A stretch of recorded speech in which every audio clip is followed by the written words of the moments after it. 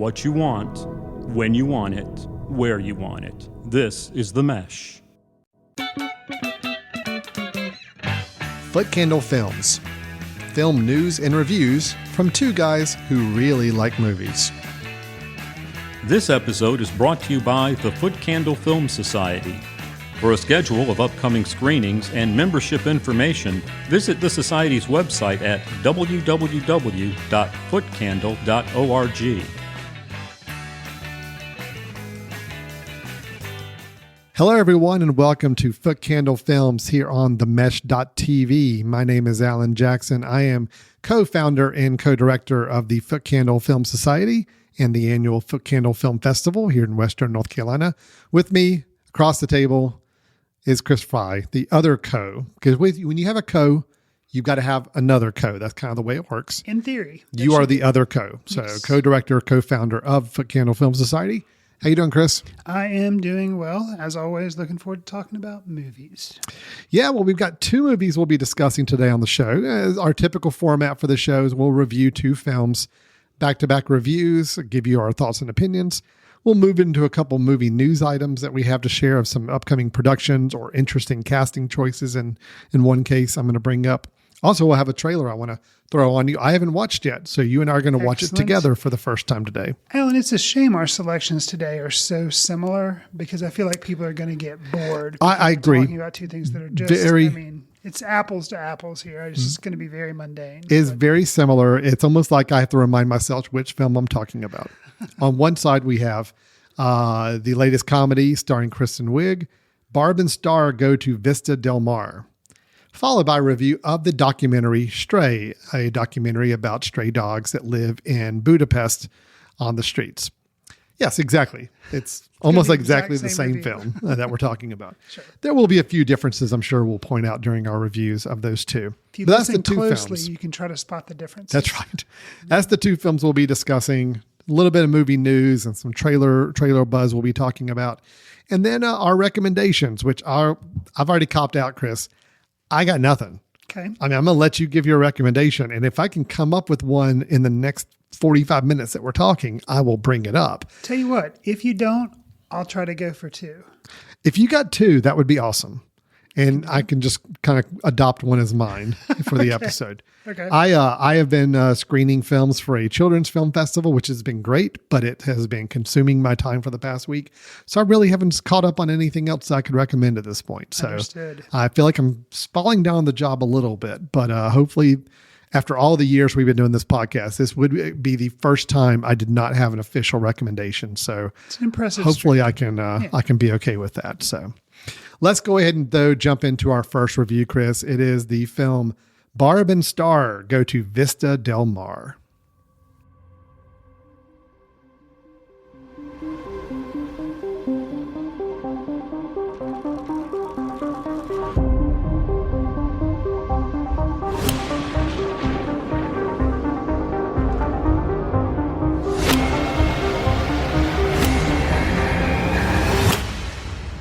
What are you doing? Oh, I was just playing with this lamp. Oh.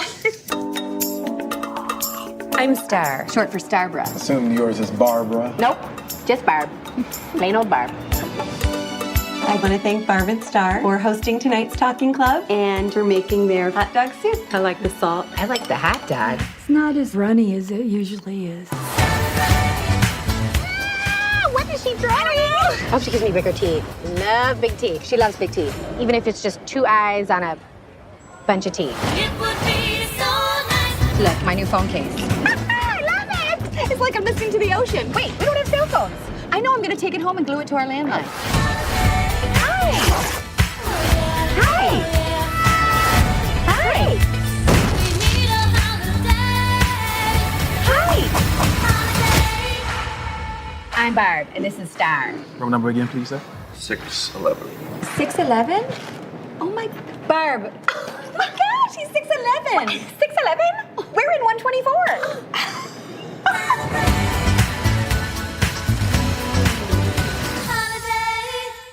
Chris, with the film Barb and Star Go to Vista Del Mar, we have stars Kristen Wiig and Annie Mamolo. starring as Barb and Star, lifelong friends who decide to embark on the adventure of a lifetime. They decide to leave their small Midwestern town for the first time ever to go explore Vista Del Mar and all the fun and frolicking in the sun that has to go with it. Little do they know, there's also some sinister plans under the surface that you learn about pretty early on in the film, from a villain who's also played by Kristen Wiig. I think it's okay to say that should be pretty clear at this point. And she has nefarious plans for releasing a swarm of killer mosquitoes on the people of Vista Del Mar as revenge for the life that she feels like she was denied tragically growing up. And I just have to say the name of the villain, Sharon Gordon Fisherman, which I think is hilarious. But that's the nut film in a nutshell. And as you can probably tell from that description, it's a pretty absurd, zany comedy. Okay.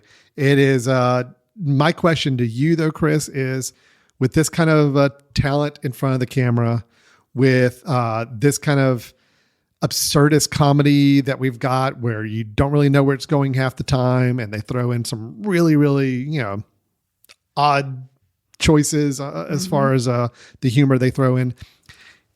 I know you were a fan of the film MacGruber when we actually ended up seeing that. You did like MacGruber. I did. I think you've been a fan of like Anchorman, the original Anchorman as well. Interesting you mentioned Anchorman. Yeah.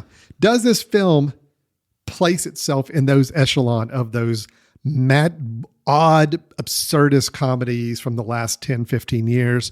Or did this not quite fall in that level? Or did it really fall below for you? Where did it go? I think it is a kinder, gentler Anchorman and MacGruber. But the type of randomness that you have with both of those, like that was one of Will Forte's first movies, if not maybe his first. Will Ferrell.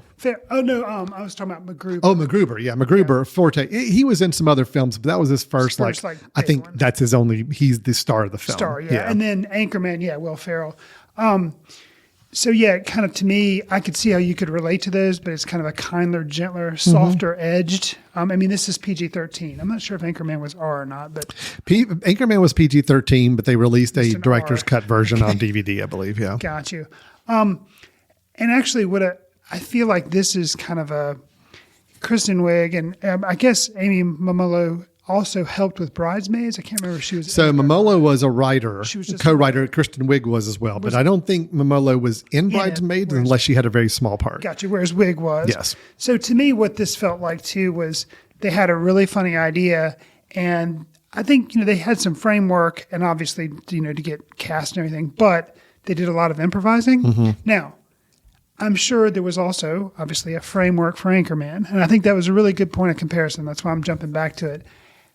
But there was also a lot of vamping there by, Will Ferrell. And it worked for me. And this worked for me. Now, I think it may be kind of a lightning in a bottle type situation, whereas if Kristen Wiig and Amy Mamolo are given like another movie, if they try to do kind of the same type framework again, I think it'll probably be diminishing returns. But since this was an original idea, jokes were coming at a pretty rapid pace. So yes, some of them you may have A, not gotten, or B, just thought were stupid. But if you waited just a little bit, then there'd be something that you would think was really funny. Not everything worked in this, but for comedies, as long as 80% of it works for you. And for this one, it did. And I don't know as well, because, every other movie that's come out this year, we didn't see this movie in the theater. We saw it at home. I don't know if it actually has a little bit of an advantage from the pandemic bump where you just want something mindless. And this is pretty mindless. And I think that's the intent. It's like, hey, and I think one of the taglines they had on like the movie posters advertising it for was, the friendship we all want, the vacation we all need, because obviously it centers around the friendship between Barb and Star and then them going off on a vacation. Wouldn't all of us like to just go off on a vacation right now? Maybe not to a place that's going to be infested with monster mosquitoes or whatever. But they didn't know that going into it. So this is true. All good. This is true.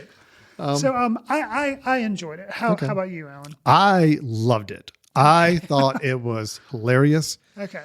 To me, it is pretty close up there with Anchorman. It actually, to me, goes even more absurdist than Anchorman. Because even Anchorman, relished in the characters. The characters were absurd, Right. but the situation that they were in, the environment was fairly benign.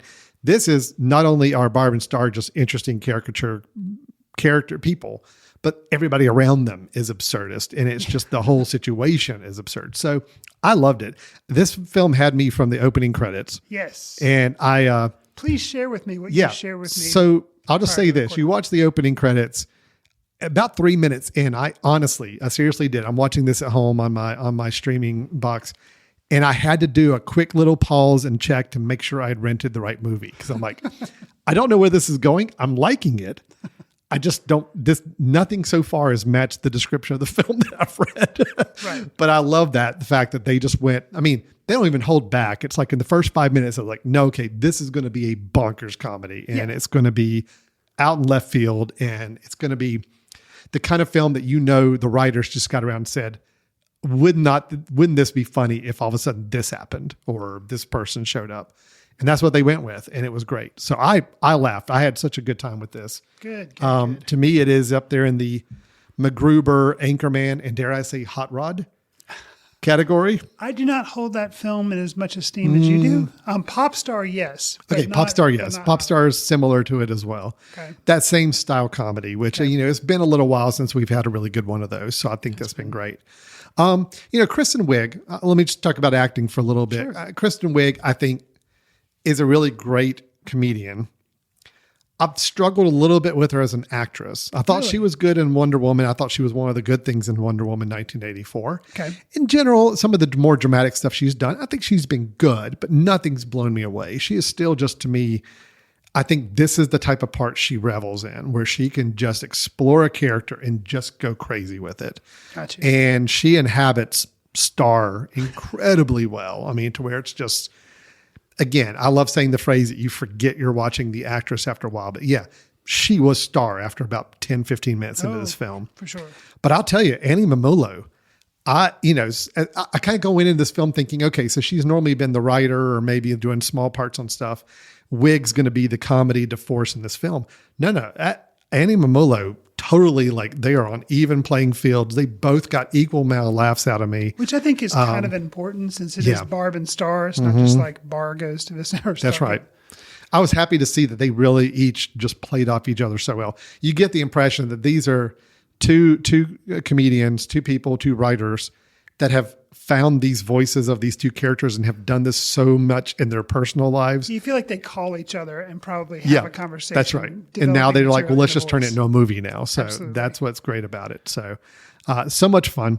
And as good as Kristen Wiig was, I thought, as Star, I thought her Sharon Gordon Fisherman as the villain was really good. It tiptoed around the stereotypical villain in a comedy, the kind of the, what's the one from the Austin Powers? Dr. Evil. Dr. Evil. Sure. It kind of prances around that area, but there's enough nuance where it's just some idiosyncrasies about her and just enough oddness and uniqueness that I thought really made that villain stand out. So I loved it. I loved all the scenes with the villain. So something that stood out to me, and it helped her villain of Fisherman, Sharon Fisherman, kind of be unique, was the relationship that she had with a henchman, or did she really have a relationship with the henchman, played by Jamie Dornan. And you may know him from, you and I unfortunately did watch the original 50 Shades of Grey. We just did. to talk about it here on the podcast for fun. But I don't really know a lot of movies he's been in, but I knew him because, I was like, that guy looks familiar. I looked him up. I was like, okay, he's the 50 Shades guy. And he's done other things, but that's what I knew him from. And I was knocked out at how awesome he was at just kind of playing this. He's like a henchman. He goes there and tries to infiltrate this resort and kind of set everything up for the mosquito invasion. But he has this relationship with Sharon Fisherman, and he's obviously kind of trying to find his way or whatever. And he interacts, of course, with Barb and Star, and the way he just sits there and plays the straight man for their weird kind of comedy that they're doing. There's a scene at a bar where they're meeting him, and it's even in the trailer. but that doesn't spoil everything. But like the way they're talking, he's just kind of sitting there, kind of like, okay, like they're just kind of accepting it, but doing it in kind of a genial way. Like it's just, I don't know. I think they really found somebody that was perfect. Like I can't imagine anybody else playing that role, because then he has some other times where he has to be dumb. He has a musical number, and I think he freaking nails it. You know? No, the musical number is great. I will say this. I mean, it's pretty clear Janie Dornan is not into comedy. I tell you, but that kind of makes it that works. much better. No, it works. Yeah. I mean, it's obvious when he's with Mamelo and Wig, he's out of his element. Oh, yeah. But it works. You're right in that point. I mean, they're running circles around him from the comedy thing. He's basically just responding in flabbergasted at times, or in all of them. Right. And that works. But he definitely played the part. The mistake would have been to have another comedian, but no, he gets to just be some random person. What I thought the times where they really let him cut loose, like the music video sequence, was really great. And that's the kind of moment where you just, when he starts breaking into song and you get this total 80s music vibe. I think the movie hit another level for me at that point. So I'm like, yep, okay, I'm totally on board with where they're going on this. That was great. There were things, I'll just give quick, instead of doing like a Saturday Night Live bit where we just say, hey, do you remember that scene? That was great, like a Chris Farley bit. I'll say that there were 3 different scenes. I won't go into long explanations, but just say these were moments in the film that really worked for me. And I just, I knew that I was in the right kind of film, even though, yes, some things don't always land. Tommy Bahama. Yes. Morgan Freeman making his cameo. Morgan Friedman. Yes. Right. And culottes. There's the payoff. Culottes. So there's just, it's, I can add to that. Okay. Yo-Yo and the Listening Club. I love the Listening Club. I thought the Listening Club was great. And I think a mistake would have been, without delving into what that is specifically so we don't ruin anything, like if you would have focused so much time in their town before they left, or a whole movie just centered around their lives in this town and how good friends they are, that would have grown tiresome. But the fact they have the idea, okay, we established their friendship, we established some things that go on, but then we take them out of their element and put them, so we don't spend a movie developing their town, and then the sequel is taking them to another place. Like that's not what they do. And I think that just shows that they know, like, no, we know exactly how to lay these jokes out. I think they basically gave us a 3 or 4 minute scene when we first meet Barb and Star, and they just have a conversation. In that 3 or 4 minute scene, pretty much all you need to know about Barb and Star to enjoy the rest of the film. So that does it for you. I'll say Yo-Yo, Listening Club. One thing I thought didn't work as well, which, I was a little disappointed. Darlie Bunkle, the spy, or the secret henchman. Surprising that I thought it was funny, but then they didn't really develop it anymore. Well, and it was, we've got Damon Wayans. Wayans playing. And I don't even know if we really ever clearly see his face much. And that's part of the joke, is he's supposed to be kind of this undercover, very secretive guy that's doing a horrible job of it. But that was a character they introduced, I thought, used the moments were funny, but it just kind of felt like it was another wasted little subplot that got us away from things. And you got a funny actor in Marlon Wayans, so I was kind of disappointed who was so much. Yeah, I just surprised they didn't use him more or do more with that character. Sure. That was one little disappointment for me, or something I didn't think worked as well.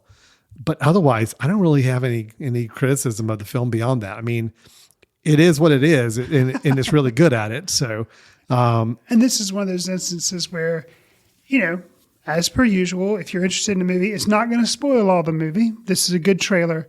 Watch it, and if you're like, yeah, that just seems like that's not my bag, then steer clear, because it kind of sets you in for what you're going to be up for. No, if you're not into the bizarre comedies, you'd rather just see a little more straightforward comedy. This isn't it. This isn't Kristen Wiig just doing a character for an hour and a half, like an SNL skit movie for an hour and a half. No, this goes a little further in places, a little more bizarre. So, but I like it for that. So it worked really well for me. So I had a great time. I only rented it for the 48 hours, but may have to be one I have to figure out how to add at some point and watch more often. So definitely enjoyed it.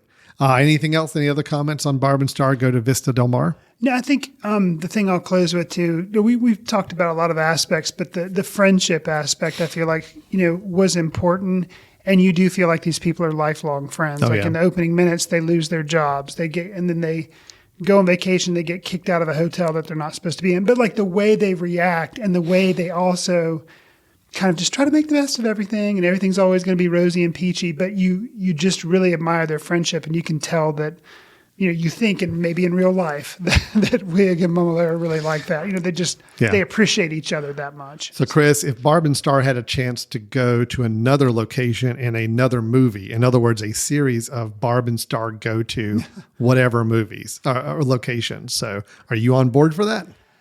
Like You concerned about diminishing returns on this? I am, because this was so unique. I guess I would give a second one maybe a shot, because I did like this one enough, but I would be concerned that maybe it would just be diminishing returns. Could be. I'd love to see them explore this, but at the same time, I don't want it to be where, it's going to be less than the first to some degree. So we'll see if they continue on or not. I think it's done pretty well for a streaming title.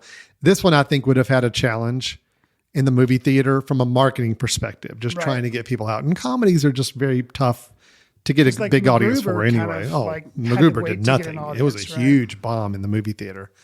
I think this would have been a disappointment in the movie theater, but yet well liked and get a cult status following. Going straight to online, you kind of jump right to that cult status a little bit quicker, and get people on board that wouldn't have gone to the movie theater to see it. Well, that, obviously all the buzz that I heard about it was from kind of independent movie critics that were just like, this movie's amazing. And I was like, well, okay. So I tried not to go in with really high expectations, because I knew it was kind of a offbeat comedy, but yeah, I thought it was still worthwhile. All right, great. Well, that is Barb and Star Go to Vista Del Mar. It is available for rental or purchase from all of the traditional video on demand services, Apple, Amazon, the rest. That's where it is. So, Chris, let's go ahead and flip over to our second review, which is a film that we are currently hosting on the Foot Candle Online Cinema. So you can actually visit footkindle.org and go to our online cinema and watch this movie right now. It is a documentary called Stray.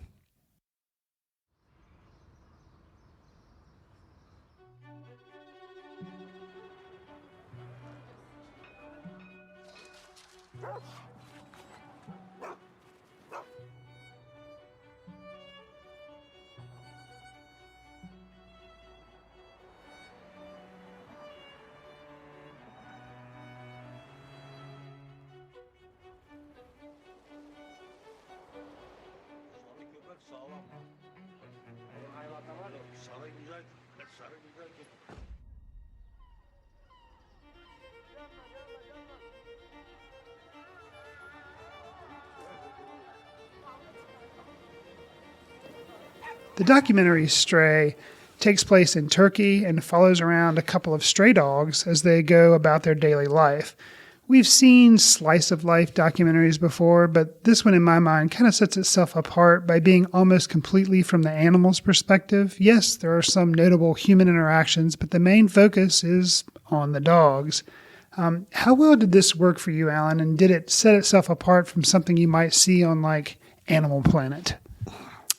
All right. First question. It didn't really work for me. Okay. I am an animal. I love animals. I love animal documentaries. But do you only like cats? No, I like cats too. I'm what's the word? I'm universal acceptance to all household pets. Sure. And I do love dogs. I'm a dog owner. Always have been.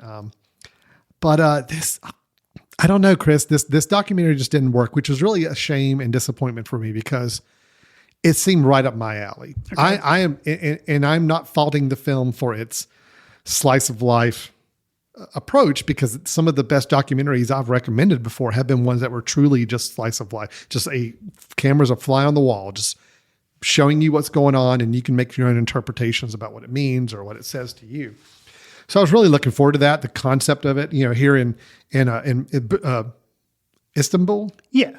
In Istanbul, they outlawed not several years ago that you could not kill. You could not kill stray dogs. You couldn't bring them in. Before that, they had this big problem. And they're like, okay, people just went out and started eliminating dogs. Yes. Yeah. And they got so much protests from the public that they banned that. So now stray dogs are just allowed to roam everywhere in the street, and you can't. Which is something I'd never heard of. I mean, either. And you don't get rid of them. You don't bring them in. You just let them go. Right. So that's why this was like an ideal spot for this type of documentary, to kind of see the life of these several dogs as they're just exploring the streets. Mm-hmm. But it became pretty obvious to me about 5-10 minutes in that was all we were going to be doing. And although, again, I'm not faulting the type of film that it is, I don't feel like there was much there. I felt like we're watching dogs for a good hour and 10, 12 minutes.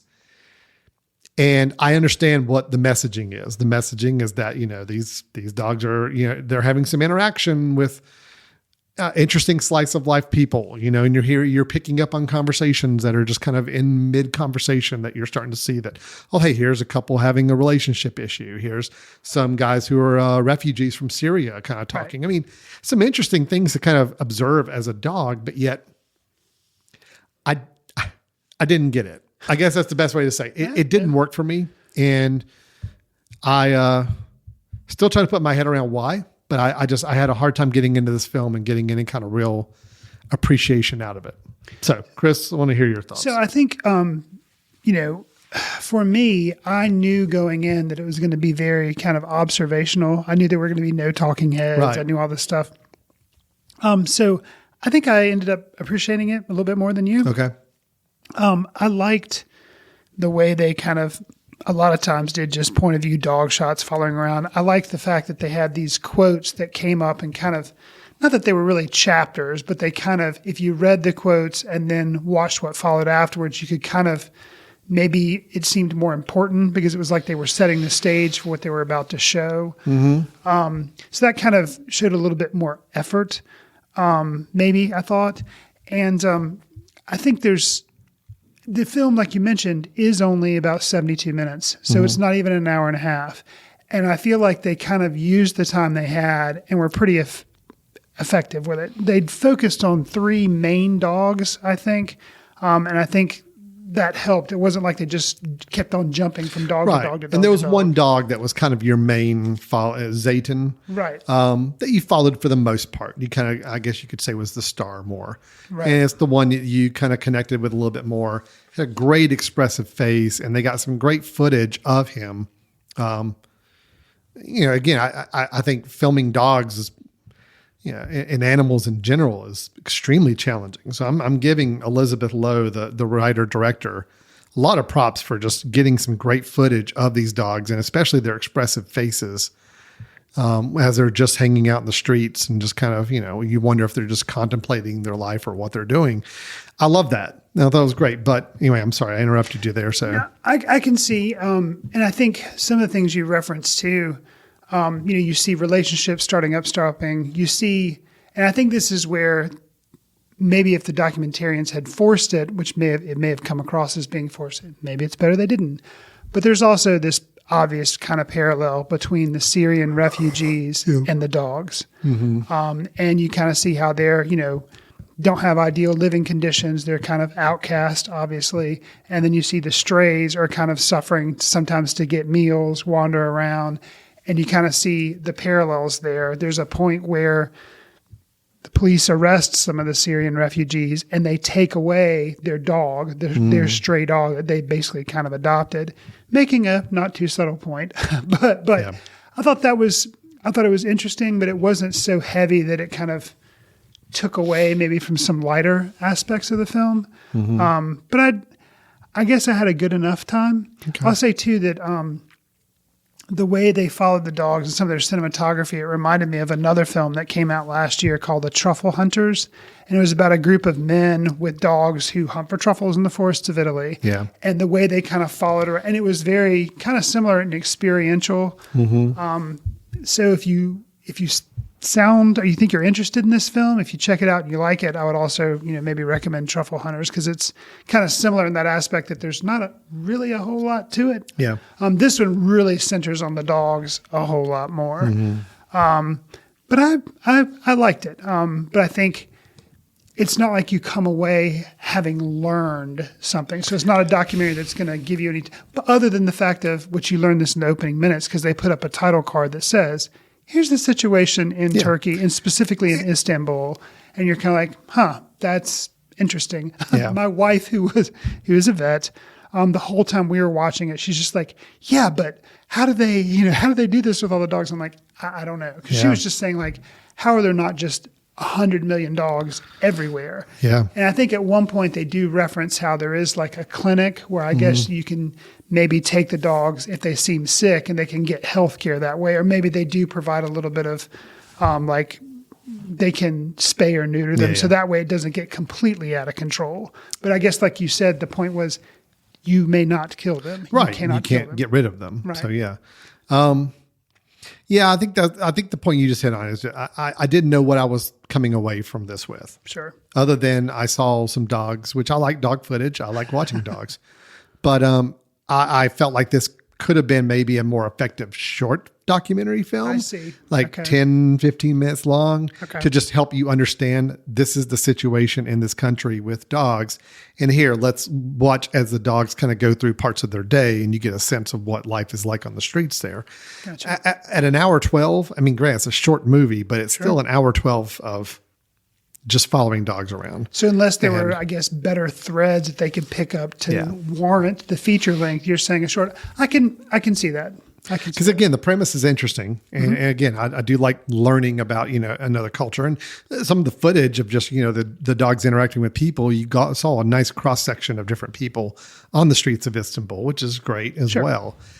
I came away just at the end saying I don't know what I'm getting from this. I don't know what it is I'm supposed to be feeling or thinking or seeing after all this. I don't have any opinion. I mean, that's the thing. Okay. And I think after watching a documentary, you should have some sort of an opinion. Sure. And I didn't have anything after this. So that was the gap for me, I believe. Kind of a missed opportunity. I think at one point they show strays. Maybe it may have just been the one Zayton, but maybe it had been another one as well.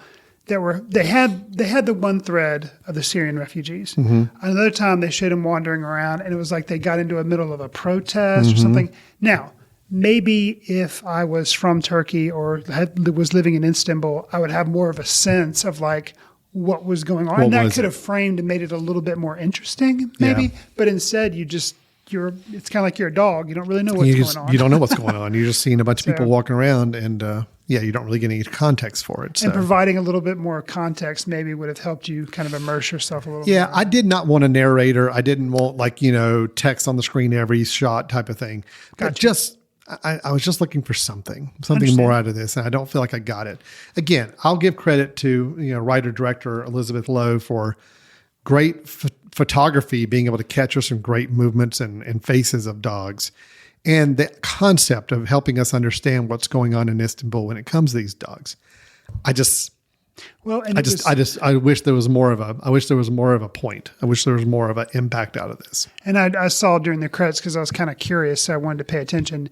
They filmed all this from 2017 to 2019. So you're talking about taking 2 years of following a bunch of stray dogs. So to boil it all down to 72 minutes, we're saying maybe they could have boiled it down a little more, but still impressive that you're trying to compress all this stuff and give us a feel. So yeah, it sounds like I was a little more favorable. You were definitely more again, I'm not trying to say it's a bad film. It's just, I think, your opening question was, did it work for me? And I got to say no. Say no.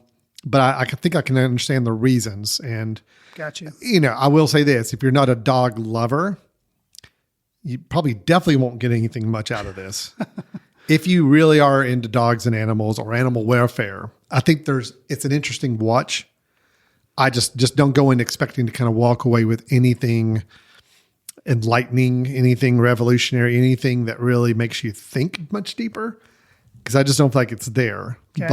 But if you want to just get a good slice of life of, okay, this is what life is like on the streets of Istanbul from a dog's perspective, where dogs are allowed to run free with no repercussions, then you got something. You got something to watch. It just did not click for me. So Fair enough. And I hate saying that because Stray is on our Foot Candle Online Cinema, and I'd like to encourage people to go see it on the Foot Candle Online Cinema. Sure. So I am a little mixed bag in saying that it didn't really work for me. It may work for you. So definitely give it a shot. It is on the Foot Candle Online Cinema. At this moment, you can watch and stream at your own leisure for a very nice nominal ticket price. So we do encourage you to do that. But yeah, that's where I am with it. So I'll say too, if we're going to throw out that little bone for online cinema, we also have a lot of the Oscar-nominated short films. So if you've been wanting to catch up with those because you had heard about them or didn't have a chance to see them, that's one place you can go is our online cinema. And we have the animated, the documentary shorts, and also the live-action shorts there. Which, if Stray had been one of the Oscar nominated, one of these short documentaries, then maybe it would have been one of those Oscar nominated ones in my book. Anyway, that is Stray, again, written and directed by Elizabeth Lowe. It is available on the Foot Candle Online Cinema, as well as I think some other film theaters and art cinema houses are showing it right now on their virtual cinemas as well. All right, Chris, we're going to take a quick little break. When we come back, we've got a couple of news items. And I'll go ahead and tease you on these, Chris, because we have not had a Marvel movie in quite some time. I have to throw out a couple of Marvel-related news items. Sorry about that for all of you non-comic book fan, non-superhero fan, but it's been a while. So I've got to pepper something else in here for that. We'll do a couple of news items, and then we'll go to our recommendation, which I said singular, because I still don't have one. So we will come back to Foot Candle Films in just a moment. Stay tuned. We'll be right back. This podcast is sponsored by Jackson Creative, a custom communication agency located in downtown Hickory, North Carolina, specializing in online content creation.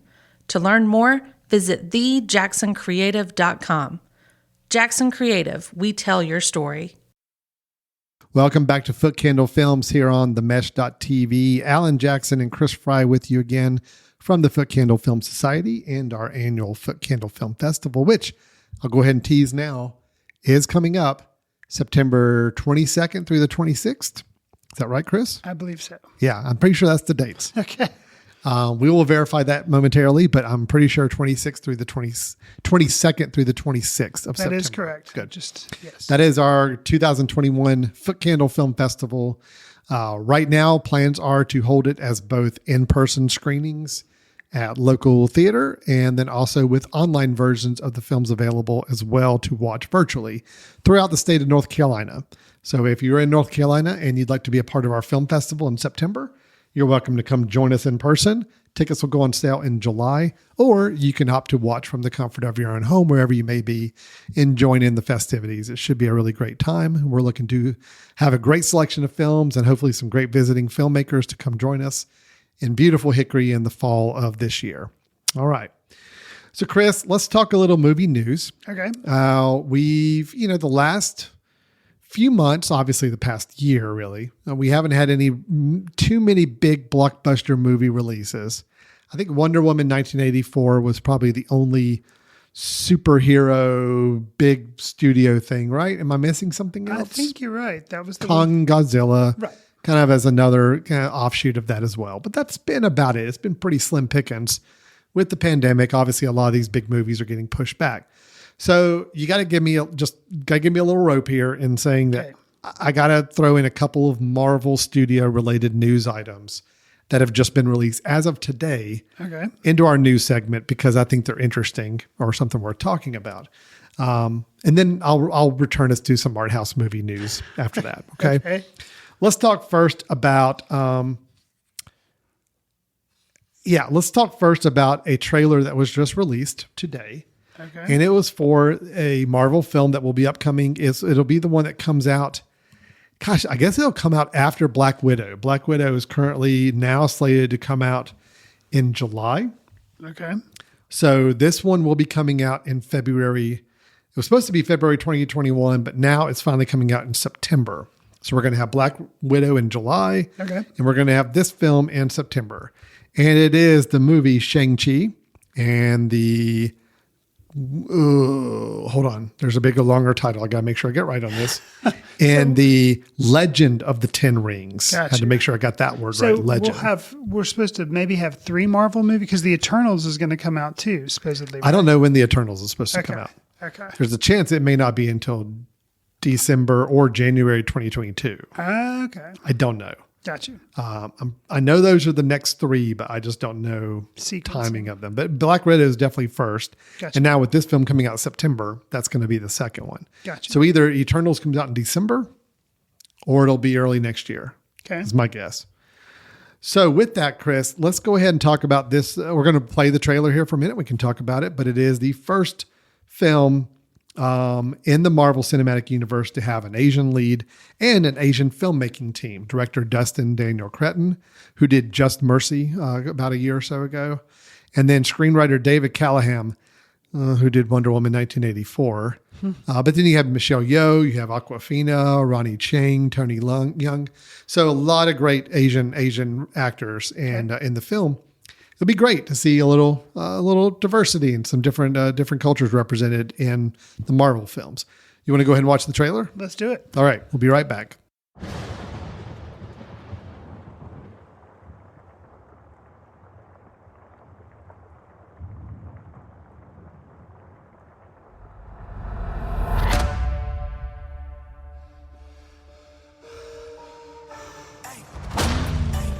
I gave you 10 years to live your life. Now you see me rise. And where did that get you?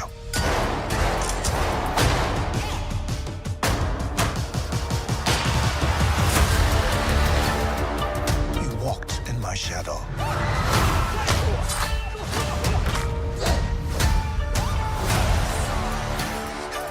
I trained you. So the most dangerous people in the world couldn't kill you. Son, it's time for you to take your place by my side. You better watch out, 'cause it's my time. That's not going to happen. It's in the air and you say come alive.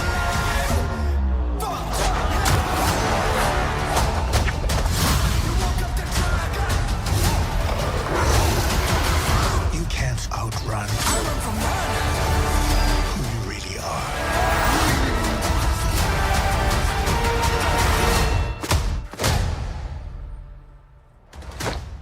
Who are you?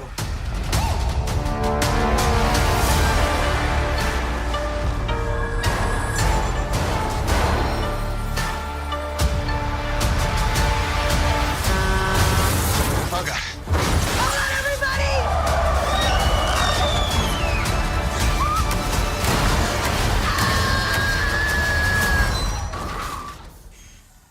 We make a good team. So that was the trailer for Shang-Chi and the Legend of the Ten Rings. Chris, any just immediate thoughts or reactions Are you to giving that him a trailer? bonus 3 rings, or is it 7 rings or 10 rings? 10 rings. It is 10. Yeah, it's definitely 10 rings. Okay. I got that part right. Okay. I may have messed up everything else, but the legend of the is the Legend of the Ten 10. Rings. Okay. Yes. So full 10 rings. Yeah. I'm curious because watching this film, I just recently caught up with Mulan, which was this big, Disney, who also owns Marvel and that whole conglomerate corporation. They put that out and they put it in theaters, but then they put it online. It was just, big thing to see, premium on Disney Plus. And the spectacle was there, but the story wasn't really there. But I could appreciate a lot of the wire work and a lot of the imagery of a lot of, fighting. Sword fighting and kung fu fighting and that kind of thing. Not as much kung fu fighting. I guess it was a lot of sword fighting, but still that kind of idea of that kind of genre picture.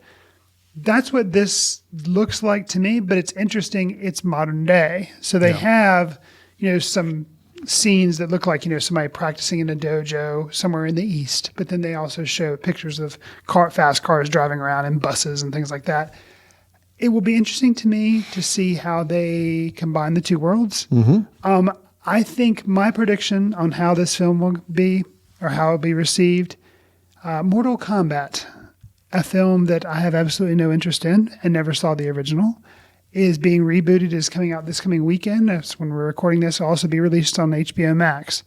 Have no interest in seeing it, but I don't think I'm the target market. I think there are a lot of video game playing kids and people like that some have nostalgia, but some just really like that whole aspect thing. I think they're going to be into it. If that movie does really well, I think this movie will do really well. So it's kind of like I'm kind of pinning my hopes on that because Could be. I just don't know if there's going to be enough original.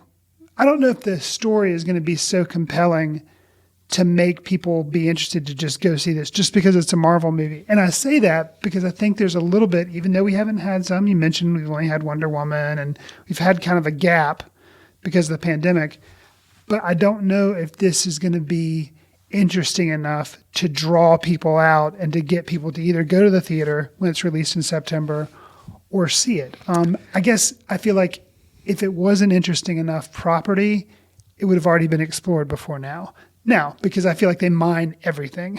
Now, that being said, I hope it is a chance for it to be really original and good because, like you said, the Asian director and the Asian cast, like it's getting a lot more exposure out there for, diversity in the film world. And I think that's good. Well, I just have 2 words for you. Okay. Black Panther.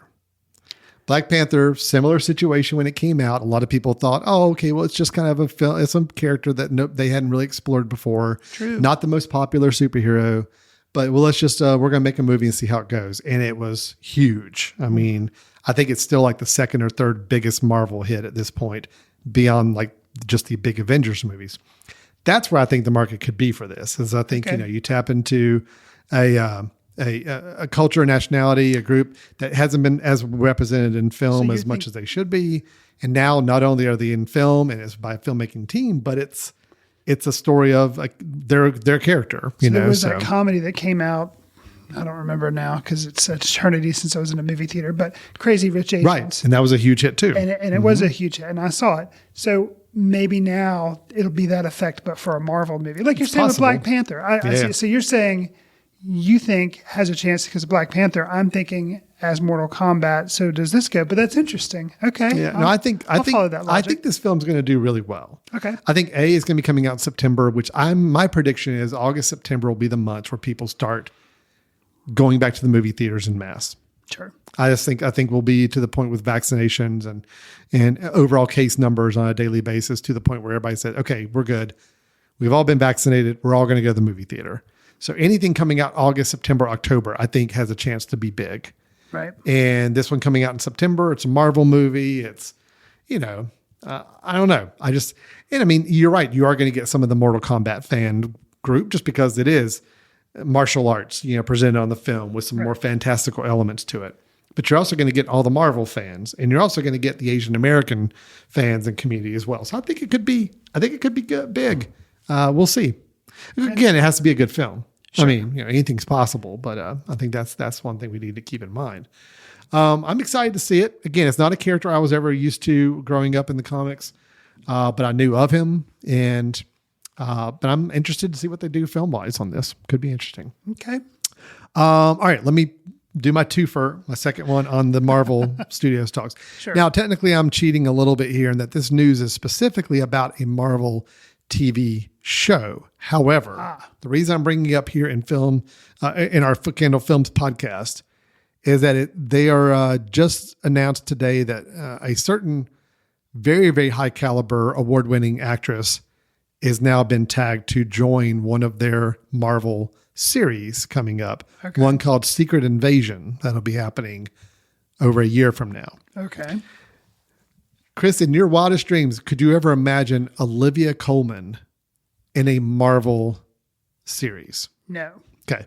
Well, you're going to. It sounds like Olivia Colman is joining Secret Invasion.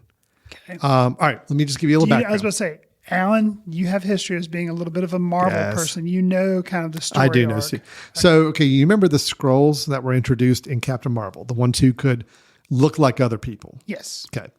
So Secret Invasion, the story is about, and I think that's what they're doing the TV show off of too, the idea that there have been Skrulls, bad Skrulls, living as humans on Earth for quite a while.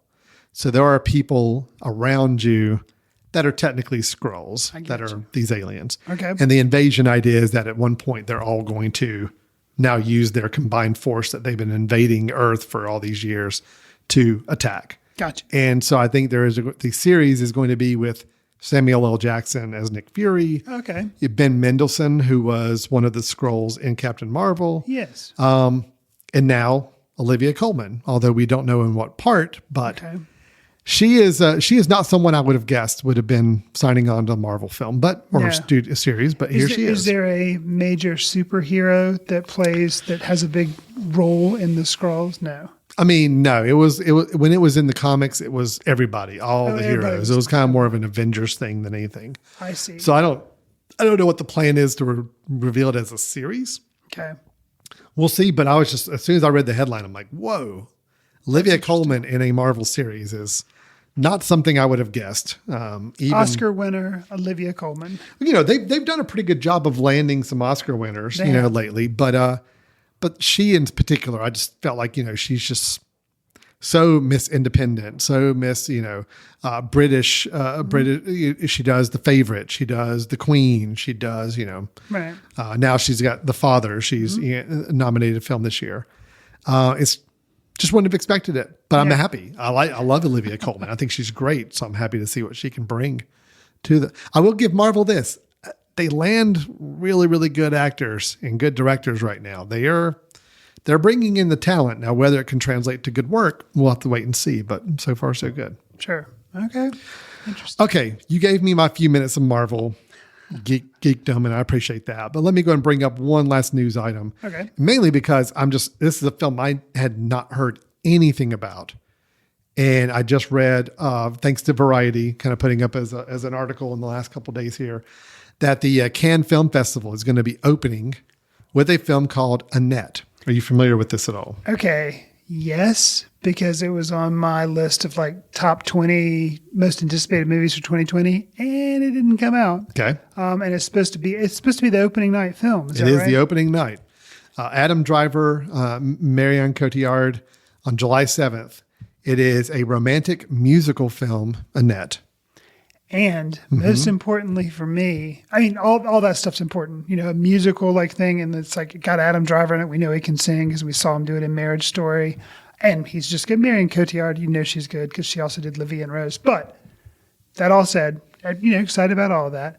What got me interested is Leo Carax, who did Holy Motors. Holy Motors. I just saw that. Which was random movie from a while ago, but stylistic as all get out. He is directing it. And I'm like, okay, yeah, I want to see you direct Adam Driver in a movie. Yes, please. So, and it's a musical. So yeah, I'm in. So the description of the film is set in contemporary Los Angeles. Stars Adam Driver as Henry, a stand-up comedian with a fierce sense of humor who falls in love with Anne, played by Cotillard, a world-renowned opera singer. And under the spotlight, they form a passionate and glamorous couple. With the birth of their first child, Annette, a mysterious little girl with an exceptional destiny, their lives are turned upside down. That is about as teasing a description as I can imagine for a film. So I have no idea where this film is going. Knowing it's the director of Holy Motors, I absolutely have no idea where this film is going to go. And I love Adam Driver. I do like Marion Cotillard. I as soon as I read this I honestly just knew about this film today. I'm like, yes, count me in, on board. The only thing that makes me sad about it, I want to see it, but I will say, I don't know if it's a curse because last year, the 2020 film that was supposed to be there was going to be The French Dispatch. Oh, right. And by Wes Anderson. And then that, I don't know when that's ever coming out. So hopefully this will actually premiere at Cannes and then we'll actually get to see it, as well as maybe someday The French Dispatch. Yeah. So there's a trailer out for Annette with that, which I'll need to watch. I have not seen anything about it yet. So. I don't know if I want to or if I should. I know. Yeah. I'm kind of wondering myself. So, but with his movies, actually, I feel pretty safe that I can probably watch it. It's not going to really spoil anything. Yeah, that's true. Anyway, I'm very excited about that. I think that's going to be interesting. So, absolutely, opening the Cannes Film Festival on July 7th. So we'll have to see when the film is available in other theaters or however it gets distributed later in the year. So we'll keep an eye out that one for sure. All right. Well, that is all the movie news I have to share on this episode, Chris. I mean, there's a lot of other things happening in the movie news world, but those are the three items that caught my attention this past week. So fair enough. So if we don't have anything else there, it is time to move on to our final segment, which is our recommendations. Yes. Again, as I've mentioned throughout the episode here, I have none. So I have not seen anything this past week other than the two films that we have reviewed. And so you did actually see those. You weren't just making things up. I wasn't. Okay. Excellent. I mean, and no offense to Stray, but I probably easily could have made up a review for that. Oh, man. Sorry. I just yes. That's Go fair. see it. Still go see it. Support the Foot Candle Online Cinema. There you go. Please go see it. Just know I didn't get a lot from it. So Chris, I'm going to have to punt and ask you, do you happen to have 2 recommendations by chance? Oh, good. Excellent. So, in kind of keeping with our episode this week, one will be kind of an out there comedy, and then the other one will be a documentary. Perfect. So, first up, I like keeping it in the theme. So that's good. First up, let me read you the description of the film I'm going to recommend. I don't want to tell you the title yet. Okay. After losing his parents, a priest travels to China, where he inherits a mysterious ability that allows him to turn into a dinosaur. At first horrified by this new power, a hooker convinces him to use it to fight crime and ninjas. All right. Let me come up with a title for this film. Okay. Based on that description. Velocipaster. Yes. I've actually heard of it. So yes, go ahead. So this is a random kind of B movie, but it is done in the style of, we know this is not a high budget movie and we're going to have a heck of a lot of fun with it. So are there any actors in this movie you ever heard of? No. Okay. But it was so much fun. You kind of know what you're in for, kind of like with Barb and Star Go to Vista Del Mar. It is mindless. It is crazy. But I had a lot of fun with it. It's by director Brendan Steer, came out in 2018. I think it played some like small like horror film festivals and then went to like online video. Wow. But I enjoyed it a lot. They have a character in there, stereotypical like evil guy. His name is Frankie Mermaid. And so Frankie Mermaid. Enjoying and embracing all the stereotypes that you might think a character called Frankie Mermaid would be like. It just absolutely knows what it is and embraces it. And I enjoyed it. And even better, you can stream it on Crackle or Hoopla, both of which are free movie services. So, you're not paying anything. So, hey, why not check it out? It's kind of fun. Velocipaster. Now, urban legend goes that the writer-director was, he was opening up his screenwriting software and he was going to write a movie called Velociraptor. Okay. And somehow Mr. Brendan Steer's computer kind of auto-corrected it to Velocipaster somehow. And he just thought that was the funniest thing he'd ever heard. And so he's like, well, that's going to be my movie then. And so then he proceeded to write the Velocipaster. So Siri autocorrection basically created this movie is what you're telling me. And, even if that's not true, it's such an amazing I'd stick urban with the legend. story even It's if it wasn't true. Yeah, it's totally worth watching the film. Velocipaster. Yes. Okay. Yeah. Chris, the challenge was recommend a film more bizarre than Barb and Star Go to Vista Del Mar, and you have accomplished that. So congratulations. What is the second recommendation, the one on the documentary side you want to share with us? So, and I am kind of shocked. You may have seen it, but you haven't mentioned it on the show. It's called 7852, and it's a documentary that was shot by Alexandre Philippe, and it's referencing 78 shots and 52 cuts that changed the cinema world forever. Yeah. Correct. It's the famous murder scene specifically that comprises 78 camera settings, 52 cuts. That was the shower scene in Alfred Hitchcock's Psycho. So it tells the story a little bit of Alfred Hitchcock and what he was trying to do and why he had to do it the way he did it, but then also brings in people like Guillermo del Toro, Eli Roth, Peter Bogdanovich, all these directors, and even people like Danny Elfman, just tons of famous people commenting on either what the movie meant to them or how they were inspired by it or the genius of it. And it was really neat just to hear. You wouldn't think something focused in on such a short, it's a 91-minute movie, so it's an hour and a half, but still just investigating that one specific scene, not even glamorizing an entire movie, just a scene. If you like Alfred Hitchcock, if you're a movie buff, if you're interested in behind-the-scenes type things, I recommend the documentary, and it's streaming on Hulu, so 7852. Streaming on Hulu. Mm-hmm. It's from 2017, so it's been out a couple years now. And you know what? This is going to sound really bad. I feel like I've seen it. Okay. But I honestly can't remember if I honestly have seen it or I've just read and seen so much about the making of Psycho that I feel like I've seen it. Well, there you go. So that could be the case. All right. But either way, I'm going to go back and check it out and see if maybe I had seen it or need to see it. Okay. Yeah, because it is exactly up my wheelhouse. In my wheelhouse, Psycho is one of my top favorite films. I actually had to, for a student film I did in college, I recreated the shower scene like exact shot by shot. Excellent. Except using a teddy bear and my brother in place of the two people from the film. So I definitely love this movie and love this scene. So I need to find out if I saw that documentary or not. Did you get the whole 78 shots with 52 cuts? I think I came pretty darn close. Pretty darn close. I tried to mimic it and timed it to the music and everything. So it was awesome. Very, very close. Awesome. Okay, good. Well, thank you for those two recommendations. Velocipaster, which I'm going to keep saying because I love saying that name. Sure. And 7852 Velociraptor. You can see. You said Crackle and it's the free library service. That's Hoopla. Yeah. You can see it for free. Mm-hmm. And then 7852, if you're a Hulu subscriber, you get it for free. Absolutely. If you have a Hulu account. Okay, Chris. Well, I think we are done for the episode. Thank you for providing the second recommendation. That sure. kept our show in balance without me throwing it off the tracks by me not having one. Totally fair. You brought in all the news items. So I did. That's true. Yeah, we both contributed here, which is good. As a reminder, we reviewed the films Barb and Star Go to Vista Del Mar, which I am in love with, and Chris also really liked, so we both gave positive reviews to. We reviewed the documentary Stray, which I did not connect with and did not find as much of value for me there, but Chris had a higher opinion of it and some positive things to say.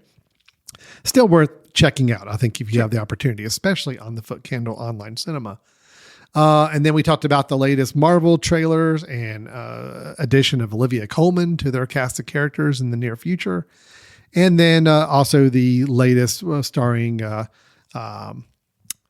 Cotillard and Adam Driver that's going to be opening the Cannes Film Festival, talking about that one as well. Annette, yes. Correct? All right. And then, of course, Chris's recommendations. So lots of good stuff in this episode. Chris, if anybody has any thoughts, feedback, ideas, comments to share, how can they do so? You can send us an email to info@footcandle.org. You can follow us on Twitter @footcandlefilm. Alan and I are on Letterboxd. You can track what we're seeing there. Sometimes we write short reviews. Alan mentioned that our film festival is happening September 22nd through the 26th. So if you're a filmmaker, consider submitting a film on Film Freeway, or you can just come and join us for the Foot Candle Film Festival here in Hickory, the 22nd through the 26th. Last but not least, if you like this podcast, consider giving us a star rating, write a review, share with friends in iTunes to help us reach new listeners. We'd appreciate it. We're also iHeartRadio, Stitcher, Spotify, and Pocket Cast. All right. Lots of ways to listen to us and follow us and get in touch with us. So until next time, this is Alan Jackson and Chris Fry with the Foot Candle Film Society Foot Candle Film Festival. Thanking you, and we'll look forward to talking to you next time. Take care. See you in the ticket line. Watch films in the company of like-minded people in the dark. Watch films in the underground. We won't let anyone know where you are. The films that don't make it to Carmike at the mall, or ones that were famous when Grandpa would watch films out of the reverence of the heritage of an art. Watch films through the courtesy of Foot Candle Film Society. Special thanks to Carpal Tuller for the show theme music. For more about Carpal Tuller, visit www.carpaltuller.com. You've been listening to The Mesh, an online media network of shows and programs ranging from business to arts, sports to entertainment, music to community. All programs are available on the website as well as through iTunes and YouTube. Check us out online at themesh.tv. Discover other network shows and give us feedback on what you just heard.